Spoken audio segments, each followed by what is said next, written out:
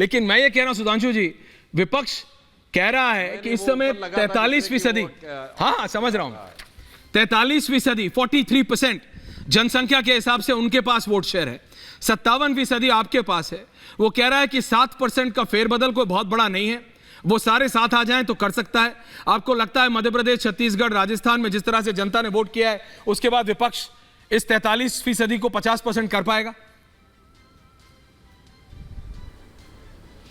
देखिए, राजस्थान, मध्य प्रदेश और छत्तीसगढ़, इन सभी राज्यों में विगत अनेक चुनावों से आप देखें, विधानसभा में हमें जितना वोट मिला है, लोकसभा में उससे अधिक मिला है। श्री नरेंद्र मोदी जी, ये मैं 90 के दशक से बोल रहा हूं।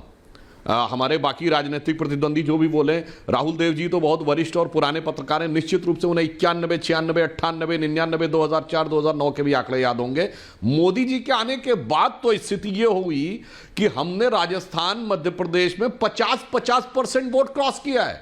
पिछले चुनावों में देख लीजिए, हम 51% पे थे, और वैसे भी मध्य प्रदेश में हम 49 पॉइंट समथिंग पर तो विधानसभा में है।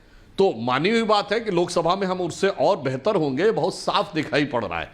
इसमें किसी प्रकार के किंतु परंतु की संभावना नहीं है। इसलिए वो जो लोग भी अपना विचार करने का प्रयास कर रहे हैं, वो मुझे लगता है पुराने चुनावी आंकड़ों के यथार्थ पर नहीं, अपने ख्वाबों ख्यालों की रूमानी दुनिया के बुनियाद के ऊपर कर रहे हैं। नहीं, बट अगर आप देखें राहुल देव जी, अगर आप देखें तो 57% पॉपुलेशन के हिसाब से बोल रहा हूं, बीजेपी के पास है 43%, विपक्ष के पास है। और अब विपक्ष अपने आप को कह रहा है कि हम एक हैं, देखते हैं कितना एक है। जमीनी क्षेत्रफल के हिसाब से 58% और 41% है। लेकिन अगर स्टेट बाय स्टेट जाएं, जम्मू कश्मीर में अलायंस ऑलरेडी है, क्या नया करेंगे? पंजाब में कांग्रेस और आप कभी एक साथ आएंगे नहीं, दिल्ली में आएंगे नहीं, हरियाणा में वो है नहीं, उत्तर प्रदेश में सीधी फाइट है, बीजेपी एसपी है वहां सर, मध्य प्रदेश में बीजेपी कांग्रेस, छत्तीसगढ़ में बीजेपी कांग्रेस, राजस्थान में बीजेपी कांग्रेस, महाराष्ट्र में अलायंस है, गुजरात में है नहीं, बीजेपी कांग्रेस। सर मतलब अगर उस तरफ जाएंगे तो बंगाल में ममता दीदी अलायंस करेंगी नहीं। तो इंडी अलायंस कितना फर्क डाल पाएगा बीजेपी को टक्कर देने में? राहुल जी, अभी जो दिखता है उसके हिसाब से तो बहुत कम सर।